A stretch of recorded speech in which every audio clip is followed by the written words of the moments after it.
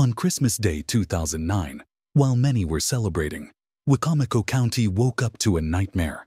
A scene so terrible that it left even the toughest police officers shaken. Near the state borders, a badly burnt body was found, and the discovery was even more horrifying when it was revealed that the victim was alive when set on fire. This victim was Sarah Foxwell, a young girl who had been taken from her own home in the middle of the night. Her disappearance and the gruesome events that followed shocked the entire community. The question on everyone's mind was, how could someone do something so cruel? What dark secrets were hiding beneath this act of pure evil? This case would be remembered as the most disturbing in Wicomico County's history. Sarah's disappearance occurred on December 23, 2009, just a day before Christmas Eve. Kids everywhere were buzzing with excitement, counting down the days until the big event. However, in one home in Salisbury, Wicomico County, Maryland, USA, the day began with a heavy cloud of fear and worry. Around 7:30 a.m., Jennifer received a chilling call from her sister Amy. Terrified for Sarah's safety, Jennifer wasted no time and dialed the sheriff's department to report her missing. Upon hearing the urgency in her voice, the authorities knew they had to spring into action without delay. When you first got that phone call and realized an 11-year-old had been missing, did you get that sinking feeling? We did. It wasn't just a simple missing person call. There was more to this one than others. Sheriff Mike Lewis, along with Wicomico County Sergeant David Owens and a team of police officers, rushed to the Foxwell family's home. Every sheriff's deputy in this office came back to work. They did not want to spend Christmas with their families while this little girl was still missing. With time ticking away and the cold biting outside, they kicked off their desperate search for Sarah, fully aware that the first 48 hours are crucial in any missing persons case. Inside the house, there were no signs of anyone breaking in. Outside, the snow had covered the familiar footprints of a vehicle that might have been present there. Splitting into teams, one group scoured the vast surroundings and asked the closest neighbors, who were more than a kilometer away, if they had seen anything unusual the previous night. The other group combed through every corner of the house, searching high and low for any clue that could lead them to Sarah. Just then, Sarah's Aunt Amy recalled that every night before bed, she made sure all the doors and windows were tightly locked, just as she did the night before. To be sure, the officers went through the house again and double-checked every window and door. Here's where it gets strange. Everything seemed secure and in its place. However, Sarah's green toothbrush and slippers were nowhere to be found. Suddenly, Amy told the officers that they kept a spare key hidden outside under a ceramic frog in the garden. When she'd gone to fetch the keys, she noticed it was missing. The key was meant to unlock the door to the garden, just a few steps from Sarah's room. When the officer tried the door handle, it opened right away. Amy was certain she had locked it the night before. One odd thing caught everyone's attention. The family dog hadn't barked at all that night. Normally, he only reacted to people he didn't recognize. It looked like Sarah might have slipped out through her room's door by herself, or maybe someone from her own family went with her, leading her away in an unknown direction. The officers found it tough to wrap their heads around the idea of someone breaking into a house with 11 family members, especially with a guard dog and a locked door in the way. It seemed too daring for any ordinary intruder. This made them wonder if whoever took Sarah had to be someone who knew the family well and had easy access to the house. As they kept working at the scene, the authorities decided to send out an Amber Alert across the whole state. Once the Amber Alert was issued, Jennifer felt like her whole world had crashed. The same day, the Amber Alert system spread the word about Sarah's abduction far and wide, turning every citizen into a potential ally for law enforcement. Sarah, who was last seen wearing a shirt and pajama pants, became the focus of everyone's attention. Back at home, Sheriff Lewis promised Jennifer, "I'll do whatever it takes to bring your daughter home safely." The sheriff started his investigation by talking to the family members about Sarah. That's when he learned that the previous night, Emma and Sarah went to sleep together. The sheriff then turned his attention towards Emma, as she was the last one to see Sarah. Emma was too frightened at the moment and refused to talk to the sheriff, which made him suspicious that she might have known or heard something important that night. Just then, Jennifer's mother and Emma's grandmother arrived after hearing about Sarah's abduction. Her presence brought a sense of comfort, especially to Emma, who seemed to brighten up at the sight of her grandmother. Recognizing the strong bond between them, the sheriff seized the opportunity and asked the grandmother to have a private conversation with Emma, hoping she might feel more at ease opening up to a familiar and trusted family member.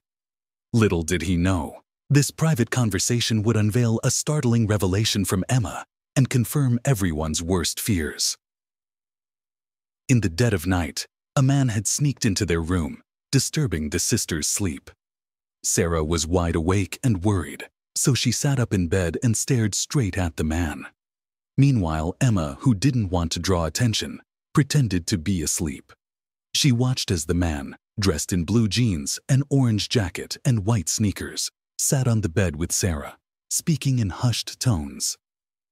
Emma listened intently as the man said disturbing things to her older sister, but the exact words were never revealed by the police. What they did know was that Sarah willingly followed him, wearing just slippers and a t-shirt. Emma didn't react immediately and eventually drifted back to sleep because she recognized the man and didn't realize the severity of the situation. Emma pulled her mother aside and told her that Tommy took Sarah. Tommy, or Thomas Leggs Jr., was a 30-year-old family friend and Amy's former boyfriend. When Amy first heard this, the weight of the news sank in. It turned out that Tommy had a long history with the Waco Sheriff's Department due to his significant criminal record. Over the years, he'd been on the radar for crimes involving violence against women and girls. Thomas Leggs was a predator of young girls. His first brush with the law came when he was just 18 years old. Back then, in 2002, he abused a 12-year-old girl and received a 4-year prison sentence, but got out a few months before his time was up. Even after his first stint in prison, Thomas's troubles didn't end. He was sentenced to 7 years for abusing another woman, but somehow got out after just 6 months for good behavior. It seemed like he kept slipping through the cracks of the justice system. Just before Sarah went missing, Thomas caught the police's attention again, this time for assaulting a woman in a way that was strangely similar to what happened to Sarah. Little did Amy know, she had unwittingly welcomed a monster into their lives. To her, Thomas was a friendly and well-liked man, especially by her family, including Sarah. When Amy and Thomas were together, he often visited Amy's house and bonded with the children. Amy cherished those moments, seeing them as signs of his love, given her large family. However, it was a devastating shock when she discovered his hidden dark and sinister side. Early in their relationship, she recognized that he was a registered offender. In true fashion for a seasoned offender, he convinced her that he wasn't a bad guy, that it was just some things that had caused him to be there, but weren't a big deal. She allowed that to become her belief system. There came a point when he was in the house regularly. During those visits, Thomas grew disturbingly close to Sarah, which raised concerns for the sheriff. There was something about Sarah that fascinated him, and he started planning his sinister attack. I think he was plotting and stalking, trying to figure out when he was going to make his move on her. Absolutely, he was plotting. Why didn't he take Emma that night? She wasn't his target. He was obsessed with Sarah. With all the evidence gathered against Thomas, the deputies wasted no time springing into action. It didn't take them long to track him down to the shed where he lived with his parents. The place was a mess, with terrible living conditions. When they searched his house, they stumbled upon some truly unsettling items. When we searched his shed, it was full of pornographic magazines and videos. It just makes your skin crawl. Despite their thorough search, Sarah was nowhere to be found.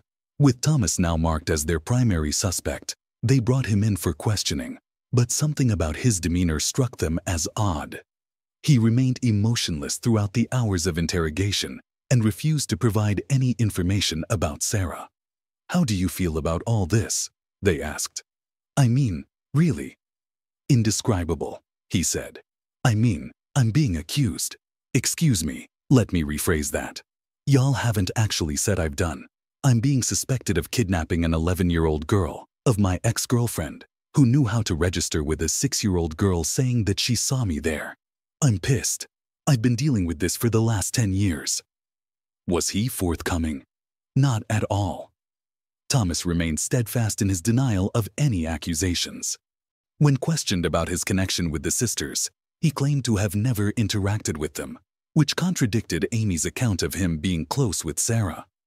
This refusal to acknowledge their relationship was hard for the detective to accept. What was your relationship with the girls? Did they like you? Did you? I mean, we all seemed to get along great. I tried to be very cautious around the younger girls because of my past and everything else, just so there were no mistakes. I wouldn't be alone with them or anything like that. If you talk to Amy, she should be able to confirm I was never alone with them whenever we were together. Do you still have contact with the girls at all? Once you guys were done, that was it. I wouldn't have any reason now. When he was confronted with Emma's eyewitness account of seeing him take Sarah away from their house that night, Thomas shockingly claimed that the 6-year-old was just a troublemaker. She's a little handful, and she said a couple of things she done. But did she tend to get in trouble more than the others? Did she do little odd things?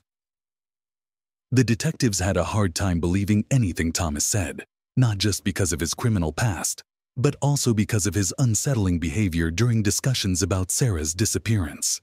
Instead of showing concern or remorse, he smirked and sneered as if he thought he'd pulled off the perfect crime and the police couldn't touch him. However, Thomas insisted that he had a solid alibi for that night. That evening of December 22nd, Thomas claimed he was hanging out at a bar with a friend until the wee hours. When investigators quickly checked his alibi, they were surprised as it confirmed that Thomas was indeed seen at the bar. But here's where it gets interesting. Thomas left the bar around 1 a.m., and nobody, not even his own parents, had seen him until 7 a.m. Where was Thomas during those 6 mysterious hours? Did he slip away to Amy's house to abduct Sarah? The most pressing question of all, where was Sarah now? Despite Thomas's troubling history of assaulting women, there was still hope that Sarah might be found alive. After all, he'd never taken the life of any of his victims. Desperate to bring Sarah home safely, investigators began their investigation by analyzing Thomas's cell phone records. They hoped to trace his movements on the night Sarah vanished. Finally, a breakthrough occurred when they discovered that in the early hours of December 23, 2009, Thomas's phone pinged off 3 different cell phone towers. There were 3 towers, and they were able to intersect those towers and triangulate an area. The authorities were convinced that Sarah was somewhere within the triangulated area, indicated by Thomas's cell phone pings. With Christmas just around the corner, they held on to hope for a miracle and rallied officers from all over the state. We all tried to have Christmas morning. I remember being told, "You're not worth anything to us. You need to go back to work." And we knew we were going to find her that day. In their determined search for Sarah, law enforcement didn't have to go it alone. People from all walks of life joined forces in the search, sharing the same goal: to bring Sarah back home safely. Thousands of people on Christmas morning. It literally took my breath away. They didn't care that it was freezing. They didn't care that they had Christmas with their families. Hundreds of officers and volunteers spread out across the area near Sarah's home, searching everywhere they could think of. Abandoned buildings, forests, ravines, and even bodies of water, leaving no stone unturned. Dogs from canine units sniffed around, trying to catch Sarah's scent, while helicopters flew above, scanning the area from the sky. Despite the bad weather and holidays nearing, the local community rallied to volunteer at the police station. Sadly, even with all their efforts, they couldn't find any trace of Sarah that day. Despite the disappointment, the police were determined not to give up. As the sun rose again, they resumed their search with renewed determination. The number of compassionate local residents volunteering continued to grow, reaching a total of 3,000 people joining the search. Efforts by the sheriff even included relocating headquarters to a large baseball stadium because the police station couldn't handle the large influx of volunteers. Meanwhile, investigators received their first solid evidence linking Thomas to Sarah's abduction. When Thomas was brought to the police station, they gave him a fresh set of clothes and sent his own clothes to the lab for examination. During the analysis, experts made a disturbing discovery. They found foreign DNA on Thomas's underwear. Even more shockingly, the DNA matched a sample taken from Sarah's belongings. Detectives reached a grim conclusion. It appeared that Thomas had abducted Sarah. On the morning of December 25, 2009, thousands of people once again flooded the streets, refusing to give up on finding Sarah. As they searched the last known location from Thomas's cell phone, they stumbled upon a spot near the state border, about 14 kilometers from Sarah's house. The area was mostly dense forest with countless narrow paths winding through it. Hundreds of people meticulously searched every inch of the territory, hoping for a Christmas miracle. Sadly, their efforts led to the most devastating discovery. Around 4 p.m., the police found Sarah's lifeless body near the state border. She was lying on her back with her little arms reached out to the sky, as if reaching for heaven. Sarah's mother, Jennifer, who had been eagerly awaiting her daughter's safe return and a joyous Christmas together, had her world shattered by the news. "I was like, thank God we found her," she said. "But when I saw her and what he had done to her, and what was left of her, it was Christmas Day. That was our Christmas." The medical autopsy reports revealed unspeakable brutality. Sarah had endured physical assault and attempted strangulation, which left her battered and broken. What chilled the examiners to the bone was the revelation that Sarah's lungs contained mud, indicating she had been forced underwater, struggling for breath as her consciousness slipped away. Yet her torment didn't end there. The burns on her body told a gruesome tale of unimaginable suffering. Sarah was then doused in gasoline and set on fire, which was the final act of cruelty. The autopsy showed that she inhaled the smoke, meaning she was still alive when she was set on fire. The sheer viciousness of the crime left everyone involved in the case stunned. Detectives struggled to come to terms with the atrocities inflicted upon the little girl. Now that they knew what had happened, their only desire was to see Thomas receive the death penalty. To prove Thomas's guilt, officers collected substantial evidence against him. Forensic experts discovered several strands of Sarah's hair and fabric particles from her pajamas on the front seat of his pickup truck. They even found her green toothbrush, further cementing Thomas's involvement in Sarah Foxwell's abduction and murder. Despite anticipation for the trial, which stretched for over a year, it never began. In early 2011, the prosecution made a tough decision to offer Thomas a plea deal. Instead of facing the death penalty, he would plead guilty and receive a life sentence. Considering the horrific nature of what he did to Sarah, some might see this deal as unfair. However, there were compelling reasons behind this decision. The main one was to spare the victim's younger sister from the trauma of testifying in court in front of her sister's killer. The abduction and death of her elder sister had already taken a toll on her mental well-being, and the trial could have made things even worse. Another reason was the uncertainty of securing a death sentence. Thomas's lawyer might have argued for a different punishment, potentially leading to his early release. This was a risk the prosecution couldn't take, especially since the terms of the deal ensured Thomas would never be released early under any circumstances. Additionally, the state's governor at the time opposed the death penalty, further decreasing the chances of such a sentence being delivered. In the end, Thomas admitted everything to the detectives, confirming what they already knew. His confession only strengthened the case against him. He confessed to tricking Sarah into leaving the house with him, where he then abducted and ultimately killed her. As a result of his confession, in 2011, he received 2 life sentences without the possibility of parole and was transported to a maximum security prison. In the first few days, an inmate attacked Thomas with a makeshift knife during lunch, causing several serious cuts. But Thomas survived. Prison staff had to implement additional measures to protect him from other inmates seeking revenge. Sarah's case sparked widespread outrage, as the system had repeatedly allowed Thomas to be released and commit more crimes. In response, Maryland passed a new law requiring anyone convicted of molesting a child to serve at least 15 years in prison before being eligible for parole. What are your thoughts on this case? How did the tragic events surrounding Sarah Foxwell's abduction and murder impact the community's perception of child safety and the criminal justice system? What measures can be taken to prevent similar incidents from occurring in the future? We'd love to hear from you. If there's a case you'd like us to cover, don't hesitate to drop your recommendations in the comments section below. Don't forget to like, share, and subscribe to our channel for more captivating true crime stories. Until next time, stay safe and keep your eyes peeled.